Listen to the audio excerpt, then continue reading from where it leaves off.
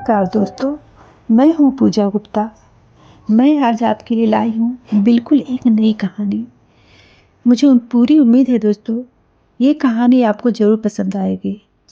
बस आपसे एक रिक्वेस्ट है, कहानी को पूरा ज़रूर सुनिएगा, तभी ये कहानी आपको समझ आएगी दोस्तों। तो चलिए दोस्तों, बिना देर किए कहानी को शुरू करते हैं।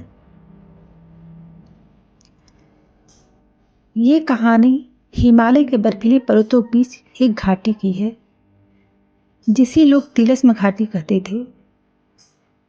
यह घाटी जितनी खूबसूरत थी, उतनी ही डरावनी भी।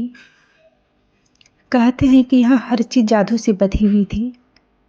पेड़ बोलते थे, पत्थर चलते थे और हवा में फुसफुसाहट गूंजती थी।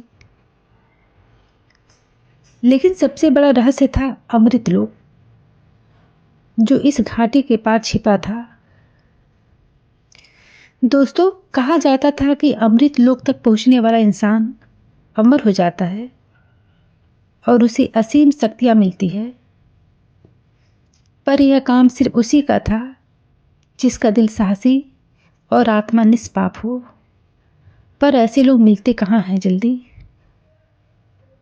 यह कहानी है विराज नाम के लड़के की, जो खुद नहीं जानता था कि उसका भविष्य उसे क्या बना सकता है।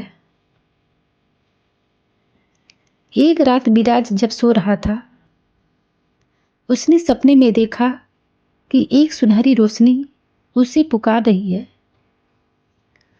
वह आवाज कह रही थी, विराज, तिलस्म घाटी तुम्हारी प्रतीक्षा कर रही है। अगले ही दिन गांव के एक अजनबी बूढ़े साधु ने उससे कहा, तुम चुने गए हो। अमृत लोक का द्वार तुम्हारे साहस से खुलेगा, पर हर कदम जादू और खतरों से भरा है। विराज के मन में डर और जिज्ञासा का संघर्ष चल रहा था, लेकिन फिर भी उसने ठान लिया कि वह इस रहस्य को सुलझाएगा जरूर। साधु ने उसे एक चमचमाती हुई चाबी दी और उसे तिलस्म घाटी का रास्ता बताया।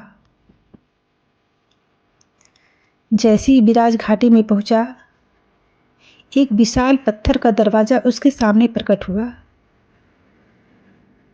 दरवाजे पर लिखा था, जो सत्य के लिए खड़ा होता है वही अंदर प्रवेश कर सकता है। अचानक दरवाजे के दोनों ओर से पत्थरों के सैनिक बनकर सामने आ गए। उनकी तलवारें चमक रही थी और वे विराज पर हमला करने के लिए तैयार थे।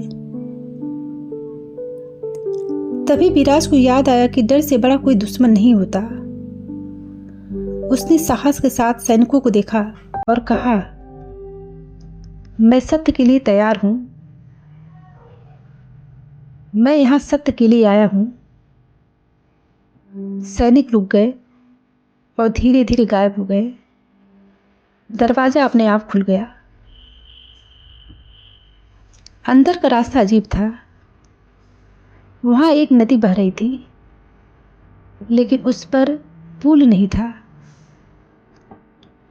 तभी नदी के पत्थर हिलने लगे और बोलने लगे, अगर सही कदम नहीं उठाया तो तुम डूब जाओगे, इसलिए यहां से चले जाओ।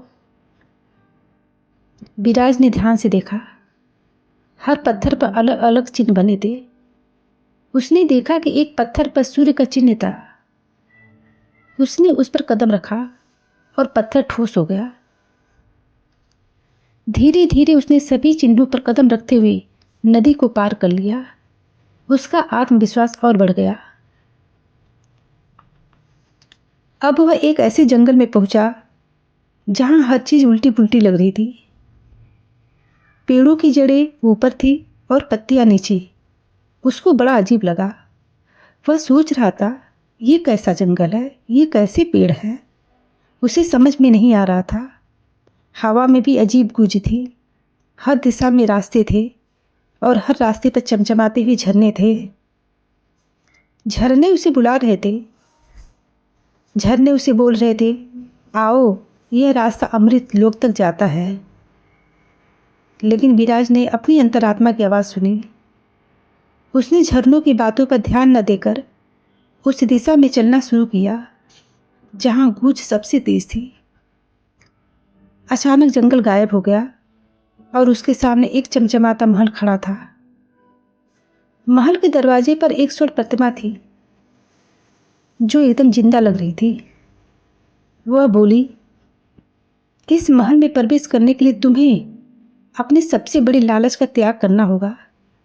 क्या तुम तैयार हो? विराज के सामने महल के अंदर की झलक दिखाई गई। वहां सोने और रत्नों का अंबार लगा हुआ था। पर विराज ने अपनी आंखें बंद की और कहा, मैं अमृत लोक सिर्फ अपने लिए नहीं, दूसरों के भले के लिए खोज रहा हूं।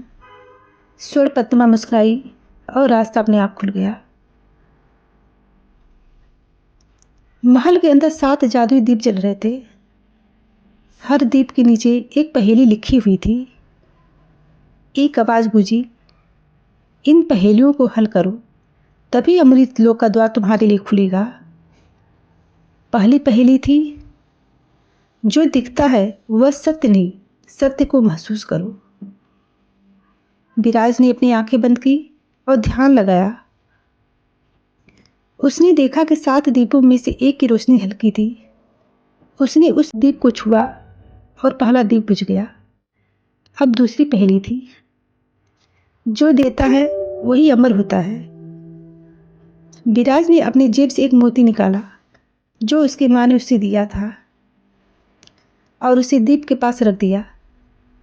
अचानक सभी दीप एक साथ बुझ गए और महल हिलने लगा। महल के बीचों बीच एक विशाल दरवाजा प्रकट हुआ। दरवाजे के पार विराज ने देखा कि अमृत लोक केवल एक जादुई जगह नहीं थी, यह उसकी आत्मा का प्रतिबिंब था। वहाँ कोई सोने चांदी नहीं थे, सिर्फ शांति, सच्चाई और अनंत ऊर्जा का प्रवाह बह रहा था। अमृत लोक ने विराज से पूछा, तुम्हें क्या चाहिए, शक्ति या शांति? विराज ने उत्तर दिया, मैं अपने गांव और दुनिया के लिए शांति चाहता हूँ। अमृत लोक ने उसे आशीर्वाद दिया और कहा, बेटा, तुमने अपनी इच्छाओं पर विजय पाई है। अब तुम सच्चे नायक हो। तुम्हारे जैसे वीर, तुम्हारे जैसे सच्चे लड़के, सच्चे इंसान बहुत कम मिलते हैं। जब विराज अपने गांव लौटा तो उसने देखा कि वहाँ के लोग खुशहाल हो गए थे।